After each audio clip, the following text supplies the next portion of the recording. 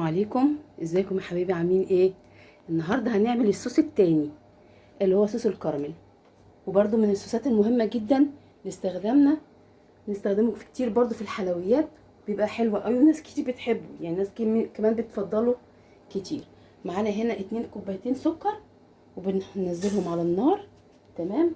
ما بنحركش السكر الا لما نبدا نحس ان فيه بدا يحمر شويه، بدا ياخد لون من الجناب، بدأ ياخد اللون من الجناب. تمام. يعني بنفرد بس كده السكر بالسباتشولا كده في القاع، وبنسيبه كده ثواني، هيبدأ هو على طول ياخد اللون. تمام. ومعانا هنا كوباية زبدة مكعبات، وهنا معايا بولة مية معاها فرشة، عشان لو احنا لقينا في سكر تخرز على الحروف كده من جوه من الداخلي، بنحاول نعملها، بننزلها كده بالسباتشولا كده او بنحركها، عشان التخرز ده ممكن بيخليه بعد كده الكراميل بيسكر معانا او مبقاش بيخرز معانا، مش بقى سايب بقى وعامل سيولة كده شوية.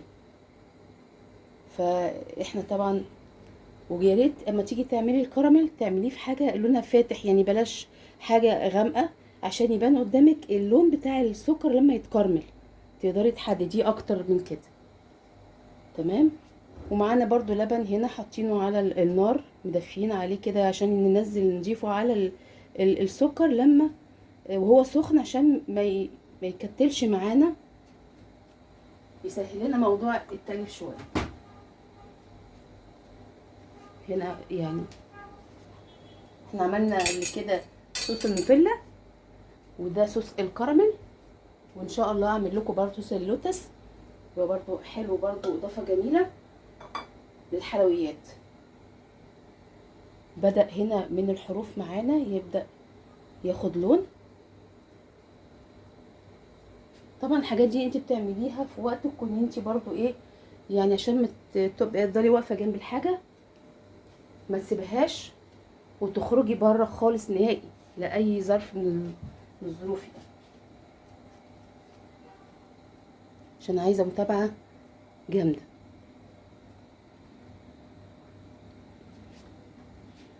تمام. هنا معانا بدأ ياخد لون من الحروف، اللون البني ده. تمام. هنا بنبدأ ناخد الفرشة المبللة دي بالمية كده. الفرشة دي سيليكون، بتستحمل طبعا الحرارة، عشان انزل كده من على الجناب اهي.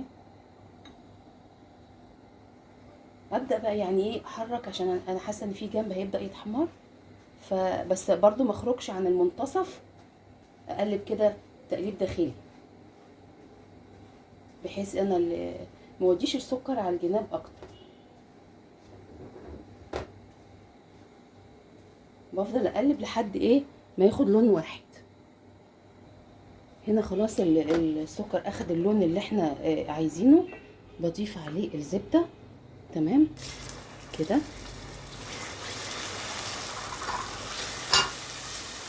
خلي بالك وخلي وشك دايما بعيد عن الحاجه دي، عشان بتطلع بخار جامد، ربنا يعافينا يا رب كلنا.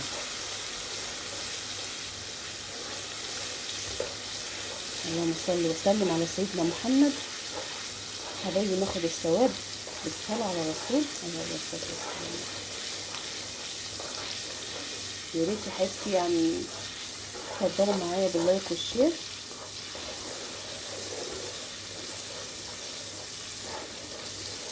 هنا بنقلب كويس كده. طبعا انا شلت الاسباتشولا، لان طبعا هي في الوقت ده مش هتنفع، ان برضو في ساعات بتحبي برضو تضغطي على الكراميل في حته مثلا عملت السكر كده، فبتحاولي تضغطي عليه.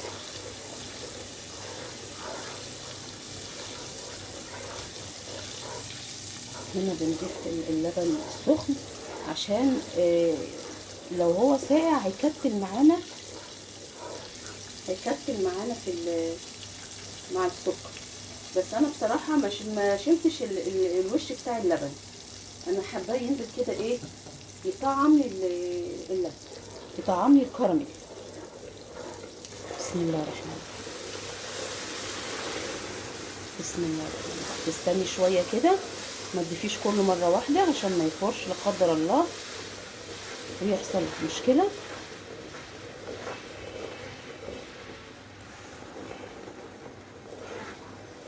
بتهدي النار طبعا،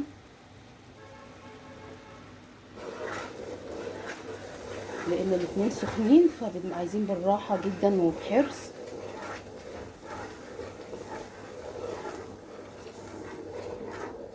طبعا هنا انا مدوبه معلقتين نشا في كوبايه الميه.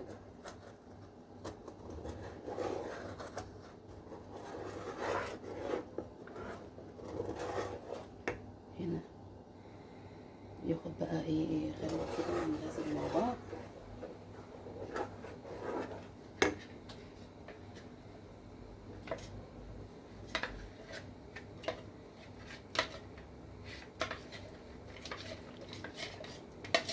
بس عاملاه مع ميه بارده طبعا، النشا مدوبان في قلب ميه البارده.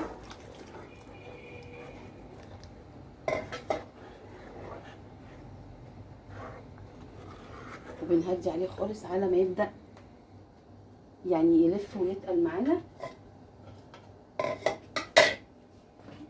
عشان يعمل صوص الكراميل اللي احنا عايزينه.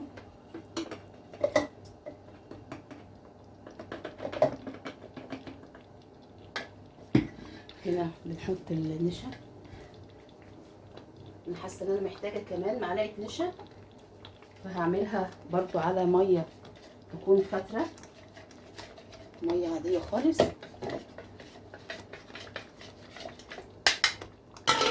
بسم الله الرحمن الرحيم.